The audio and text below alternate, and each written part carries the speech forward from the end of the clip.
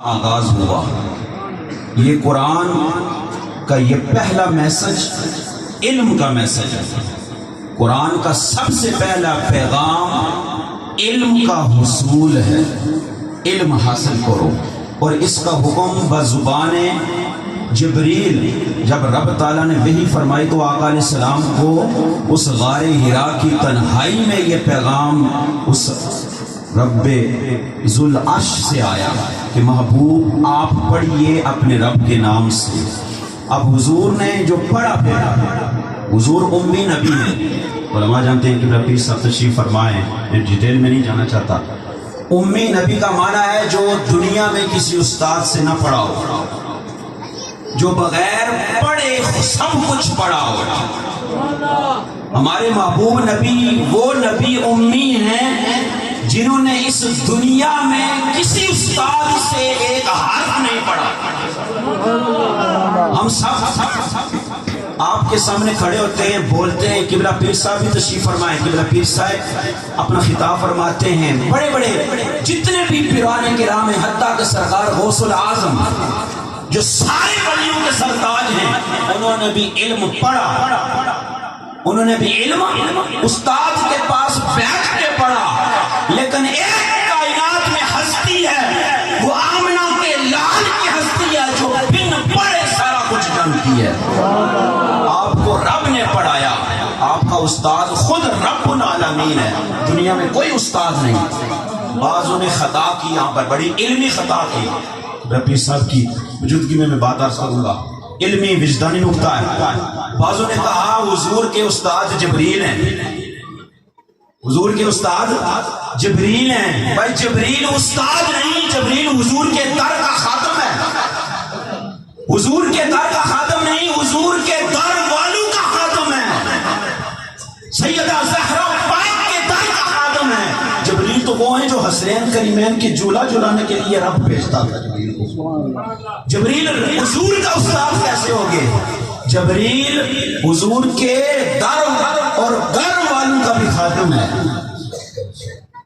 حضور تاجدار کائنات صلی اللہ علیہ وسلم وہ ذات ہیں جن کا استاد خود رب العالمین ہے۔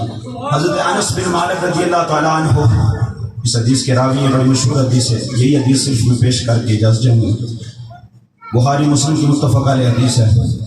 سیدنا انس بن مالک، سیدنا ابو ہریرہ، دیگر بھی صحابہ سے یہ مروی ہے۔ حضور فرماتے ہیں، سیدنا انس بن مالک فرماتے ہیں حضور تشریف فرما ہوئے ممبر پر، نماز فجر با جماعت ادا فرمائی مسجد نبوی میں، اس کے بعد ممبر پر جلوہ افروز ہوئے اور ہمیں خطبہ دینا شروع کر دیا، بیان کرنا شروع کر دیا، حتیٰ کہ ظہر کا وقت آ گیا۔ شروع کب کیا؟ نماز فجر با جماعت ہمیں ادا فرمائی مسجد نبوی میں، اس کے بعد حضور بیان فرماتے رہے، خطبہ دیتے رہے، حتیٰ کہ نماز ظہر کا وقت ہو گیا۔ حضور ممبر سے نیچے تشریف فرما ہوئے، ہمیں نماز ظہر کی امامت فرمائی، اس کے بعد پھر ممبر پر جلوہ افروز ہوئے اور پھر ہمیں واعظ فرمایا، خطبہ فرمایا، حتیٰ کہ نماز عصر کا وقت ہو گیا۔ حضور پھر ممبر سے نیچے تشریف فرما ہوئے، ہمیں نماز عصر کی امامت فرمائی، اس کے بعد پھر ممبر پر جلوہ افروز ہوئے۔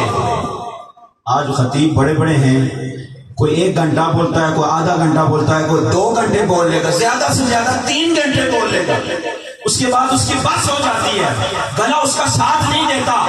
حضور تاجدار کائنات پھر ممبر پر جلوہ افروز ہوئے، صحابہ فرماتے ہیں ہمیں پھر واعظ فرمایا، خطبہ ارشاد فرمایا، حتیٰ کہ سورج ڈوبنے لگ گیا، مغرب کا وقت ہو گیا۔ حضور پھر نیچے تشریف لائے اور ہمیں نماز مغرب کی امامت فرمائی۔ علم مصطفیٰ دیکھیں، فجر سے لے کر مغرب تک حضور تاجدار کائنات نے اس دنیا جہاں میں معافیہ میں ما کان و ما یکون کی ساری خبر ہمیں بذریعہ صحابہ پہنچائی۔ اور صحابہ فرماتے ہیں فحافظ من حفظہ و نسی من نسیہ، جس نے اسے یاد رکھا اس کو یاد رہا، جو بھول گیا اس نے بلا دیا۔ بھائی فجر سے لے کر مغرب تک بیان ہو، یا سب کو ساری باتیں یاد ہوتی ہیں؟ ہم محفل میں 2 گھنٹے بیٹھتے ہیں، رات اگر محفل ہو تو صبح ہمیں پوچھیں کہ محفل میں کس نے کیا آپ کو کہا، تو بعض بیچارے میرے جیسے سادہ لوگ ہوتے ہیں، کہتے ہیں محفل تو بڑی خوبصورت ہوئی، مزہ بڑا آیا، لیکن پتہ نہیں کہ کیا کہا۔ تو حضور تاجدار کائنات کا یہ علم تھا، یہ علم مصطفیٰ تھا، جس کے متعلق حضور فرماتے ہیں جب میں سفر معراج کی رات رب العرش سے ملاقات کے لیے عرش عظیم پر گیا تو رب العالمین نے اپنا دست قدرت میرے ان دونوں شانوں کے درمیان رکھا اور اس کی ٹھنڈک میں نے اپنے سینے میں محسوس کی۔ فَعَلِمْتُ مَا بَيْنَ السَّمَاءِ وَالْأَرْضِ، حضور فرماتے ہیں اس زمین اور آسمان کی کائنات میں جو کچھ ہے وہ سارے کا سارا رب نے مجھے علم عطا فرمایا۔ یہ حضور کا علم ہے، اسی در مصطفیٰ کے علم سے یہ چند ریزے ذرے ملتے ہیں جو آپ ہمارے پیران کرام سے سنتے ہیں، یا ہم جیسے دین کے ادنا سے طالب علموں سے کچھ بات سنتے ہیں۔ یہ ساری خیرات حضور کے در کی، در مصطفیٰ کی ہے۔